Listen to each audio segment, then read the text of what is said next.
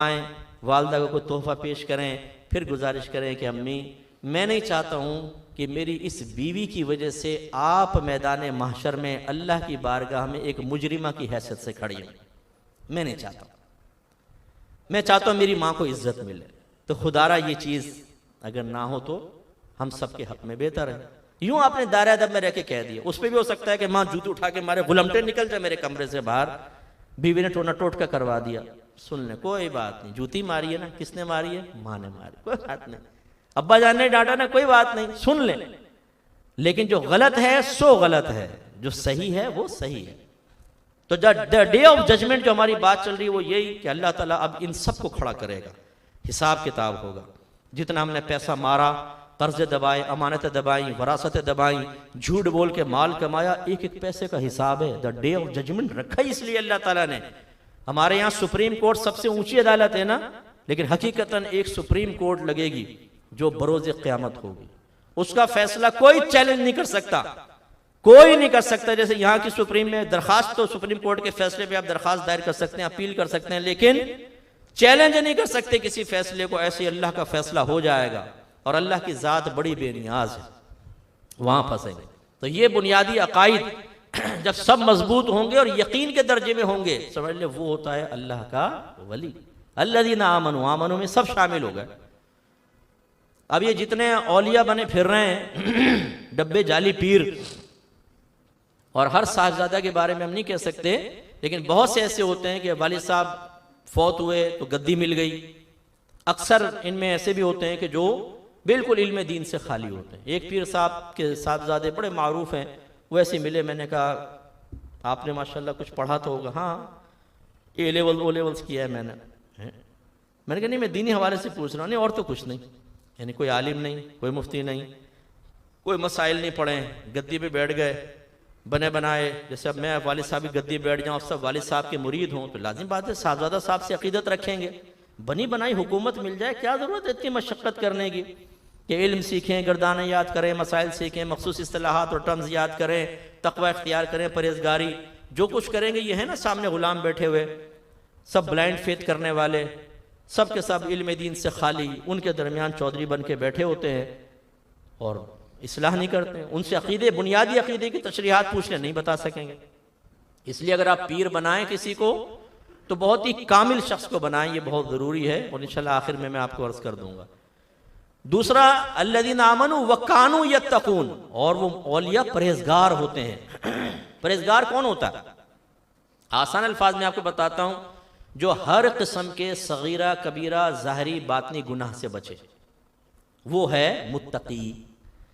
और मुत्तकी होने के लिए साहिब इल्म होना ज़रूरी है क्या नहीं? भैया आपको बातनी गुनाहों का पता होगा, इस गुनाह का की तारीफ क्या है, इसकी पहचान क्या है, फिर आप बचेंगे, तभी आप गुनाह से बच के मुत्तकी बनेंगे ना। इसका मतलब है गुनाहों की मारिफत इंतहाई ज़रूरी हुई।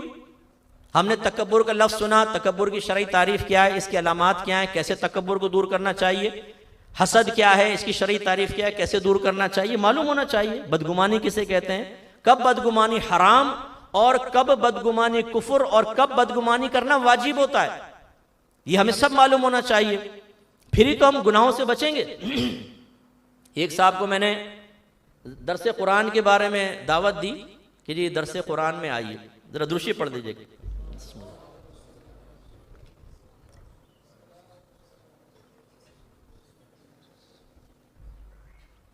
तो उन्होंने मुझे कहा कि मुफ्ती साहब टाइम कहाँ होता है, भी ये बच्चों के लिए हलाल कमाना भी तो इबादत है। यानी कहने का मतलब टाइम नहीं है भी बच्चों के लिए हलाल कमाना। तो मैंने अर्ज़ की कि कमाना भी इबादत है, ये कमाना ही इबादत है। भी और ही में फ़र्क होता है ना। दस्तरखान पे मेहमान बैठे हों और आप कहें कि आप दाल ही लेंगे, और आप कभी कहते हैं दाल भी लीजिए, भी और ही का फ़र्क समझ में आया? हमारे बाद लोग बोलते भी हैं, मुराद ही ले रहे होते हैं ना। भी बच्चों के लिए कमाना भी इबादत है, लेकिन साबित ही कर रहे होते हैं कमाना ही इबादत है शायद। जी रिज़्क़ हलाल कमाना भी तो इबादत। मैंने दायरा दबा रह के पूछा, अच्छा मुझे बताइए रिज़्क़ हलाल किसे कहते हैं? थोड़ी देर सोचते रहे, फिर कहने लगे आप बताएं। मैंने कहा कमा आप रहे हैं, बताऊं मैं? ये भी बड़ा कमाल की बात है ना। जैसे मैं कहूँ आप चूंकि पक्षु हैं और पक्षु जहन्नम में जाएगा, आप सब जहन्नम में जाएंगे। आप पूछें सब पक्षु किसे कहते हैं, मेरे को यार ये तो पता नहीं। तो इससे बड़ी बेवकूफ़ी और क्या होगी कि मारिफत हासिल ना हो और दावे बड़े बड़े करें हम। मादरत के साथ जैसे हम सुन्नी कहते हैं नबी करीम सल्लल्लाहु अलैहि वसल्लम को इल्म गैब हासिल है, अकीदा है हमारा, है ना, लेकिन कोई पूछे गैब किसको कहते हैं, आपको ये तो पता नहीं। अफसोस की बात ही मैं कहूँगा, बहुत बड़े अफसोस की बात है कि गैब की शरई तारीफ ही नहीं पता। और नबी करीम सल्लल्लाहु अलैहि वसल्लम के लिए इल्म गैब के सिलसिले में क्या अकीदा मुसलमान को रखना चाहिए, उसकी मारिफत ही नहीं है, लेकिन मान रहे हैं, मारिफत हासिल करें ना। तो जब मैंने उनसे पूछा रिस्क हलाल किसे कहते हैं, तो कहने लगे आप बताएं। मैंने कहा कमा आप रहे बताऊं मैं।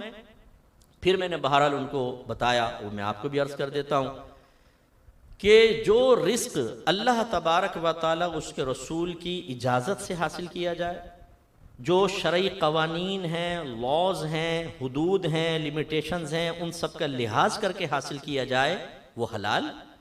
और जो अल्लाह की जहाँ इजाज़त नहीं वहाँ पे तसर्रुफ़ कर लें, जो हुदूद है उनको फलांग जाएं, जो कवानीन शरअ उसको पामाल कर दें, तोड़ कर रिस्क हासिल किया जाए, वो हराम है। नतीजा क्या निकला, इसका मतलब है पहले मुझे पता होना चाहिए किस रिस्क के लिए अल्लाह की इजाज़त है, किसकी नहीं है, कौन सी लिमिटेशंस हैं, ताकि मैं उसको क्रॉस ना कर जाऊं। रिस्ट्रिक्टेड एरियाज होते हैं ना, फौजी एरियाज देखें, यहां दाखिला ममनू है, उसमें अगर आप घुस गए तो क्या होगा, सजा मिलेगी आपको। ऐसे में लिमिटेशन पता होनी चाहिए। फिर जो भी कारोबार कर रहे हैं, इन्वेस्टमेंट कर रहे हैं, उसके लिए जो शरीयत ने कंडीशंस रखी हैं, जो शराइत रखी हैं, जो क़ुयूदात रखी हैं, उन सब का इल्म होना चाहिए। उसके मुताबिक करेंगे तो रिस्क हलाल बनेगा। अब आप देख लें, हम में से कितने ऐसे हैं जो पैसा कमाते हुए अगर आप जॉब भी कर रहे हैं तो जॉब के बारे में आपने शरई उसूल सीखे हों, हम नहीं सीखते। ये है असल हमारा दर्द कि अगर एक वली बन जाए और इल्म उसके पास ना हो तो भाई मुत्तकी बनेगा कैसे, पहले इल्म तो हो उसके पास। बाद वक़्त ये मस्जिद के साइलिन खड़े हो जाते हैं, मैं आया था मेरी जेब कट गई, और रोने लग जाएगा और फिर नमाज नहीं पढ़ेगा, बाहर को निकल जाएगा, और हम बाहर निकल के उसको पैसे दे रहे होते हैं। हालांकि अपनी ज़ात के लिए मस्जिद में खड़े होकर सवाल करना हराम है और ऐसे साइल को देना गुनाह है। अपने लिए सवाल करना, दूसरा कर सकता है, जैसे इमाम साहब कहें भाई ये गरीब आदमी इनकी मदद कर दें, कर सकते हैं, नबी करीम से साबित है। लेकिन कहीं ऐसे साबित नहीं कि कोई सहाबी खड़े हों, भाई मेरी मदद करो, मैं गरीब हूँ, बहुत दूर से आया था, मेरा ऊँट मर गया, मुझे पैसे दे दो। नो, नबी करीम ने इसको मना फरमाया, बल्कि इरशाद फरमाया अगर कोई मस्जिद में अपनी गुमशुदा चीज़ को तलाश करते पाओ कि वो आवाज़ों से भी मेरी गुम गई, तो दुआ करो कि अल्लाह तुझे वो चीज़ ना मिलाए। यानी इज़हार नाराज़गी फरमाया कि तुम मस्जिद के अदब को पामाल कर रहे हो, हम उसको पैसे दे रहे होते हैं, हालांकि उसको देना गुनाह है। उलमा ने फरमाया कि मस्जिद के साइल को पैसा देना इतना बड़ा गुनाह है कि अगर 1 दिरहम दिया है तो 70 दिराहिम और दो ताकि उस गुनाह का कफारा हो जाए। अब हमें पता नहीं होता, ये प्रोफेशनल फ़कीर होते हैं, सबके सब मांग रहे होते हैं। कितने ऐसे हैं, टक टक टक दें। मैंने शीशे नीचे करके कहता हूँ, खातून होती है ना कि चले मैं आपको जॉब दिलवाता हूँ, मेरे घर में मासी की ज़रूरत है, अच्छी सैलरी दूंगा, आए चलें। लड़कों से बोलता हूँ, हट्टे कट्टे होते हैं और बच्चे मांग रहे, चलो आओ मैं तुम्हें जॉब दिला दूँ, यूँ करके निकल जाएंगे। अबे भाई मैं जॉब की बात कर रहा हूँ, तुम्हें रिस्क हलाल की बात कर रहा हूँ। नो, प्रोफेशनल लोग हैं, इनको देना बिल्कुल गलत होता है, गुनाह है, गुनाह। मेरे आका सल्लल्लाहु अलैहि वसल्लम ने इरशाद फरमाया कि जो बगैर ज़रूरत के दस्ते सवाल दराज करे, यानी भीख मांगे, वो बरोज़े क़यामत इस हाल में आएगा कि उसके चेहरे पर गोश्त नहीं होगा, यानी जलील और रुस्वा कर देगा अल्लाह ताला उसको। और अभी आपको आयत पड़ी कि गुनाह और बुराई के कामों में ताउन मत करो। अगर आप ये साइलिन को, मांगने वालों को देना छोड़ दें, ये भीख क्यों मांगेंगे, हम देते हैं इनको, खूब दबा के पैसा देते हैं और गुनाहगार होते हैं। अच्छा, बात ऐसे भी मिले, मुफ्ती साहब नियतों के हाल अल्लाह जानता है, हमें क्या वो क्या कर रहा है क्या नहीं, वो मांग रहा है हम अल्लाह के लिए दे देते हैं। अरे भाई, कल एक हीरोइनशी आपके पास आए, खुदा के वास्ते मेरा नशा टूट रहा है, अल्लाह के लिए एक हीरोइन की सिगरेट का सवाल है बाबा, तो आपने फ़ौरन सिगरेट बना के कहा ले बेटा, अच्छी नीयत के साथ दे दी, ये काबिल कबूल होगी? हजरत बताइए होगी? हीरोइन की सिगरेट किसी को देना? एक आ गया, वो जी मेरी गन छीन ली पुलिस वालों ने, अच्छा खासा गन पॉइंट पे मोबाइल छीन रहा था, खुदा के वास्ते कुछ मेरी मदद करें। आपने कहा ले बेटा टीटी ले लियो, रो ले टीटी। आप कहते हैं अच्छी नीयत के साथ गन दिलाई है, ये अच्छी नीयत से क्या हराम हलाल हो जाएगा? मुझे बताएं। ये अमीरों को लूटे, गरीबों में तकसीम करे और कहे कि यार अमीर तो वैसे देते नहीं, मैं इसलिए बंगलों में छापे हुए मारता हूँ, खूब लूटता हूँ, और अपनी बस्ती के गरीबों में तकसीम कर देता हूँ। सही है इसका ये अमल? नो, आपकी नीयतों से शरीयत नहीं बदल जाएगी कि आप अपनी नीयत से हर चीज़ को अच्छा कर लें, हर चीज़ को जायज़। अब एक आदमी बोले कि मुफ्ती साहब मैं फजर की नमाज अच्छी नीयत से कज़ा कर देता हूँ। हैं, अच्छी नीयत से? भाई वो क्या है? उल्टी सीधी नीयत बता दे, तो क्या उसकी नीयत का एतबार होगा? नहीं भाई, तो अच्छी नीयतें कितनी करता रहे, फजर फर्ज है, पढ़नी पड़ेगी। इसलिए इस बात को समझें। अब जो जाली डब्बा पीर आकर बैठ गया है, उसे आता जाता कुछ नहीं और कहता है मैं अल्लाह का वली हूं, वो कैसे वली हो सकता है जबकि उसके पास इल्म ही नहीं है?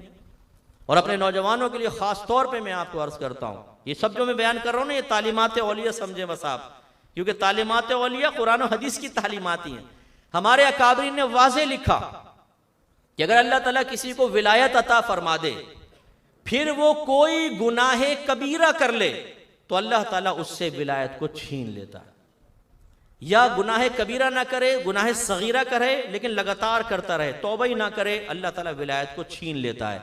इसका मतलब ये हुआ, नंबर 1, कोई जाहिल अल्लाह का वली बन नहीं सकता।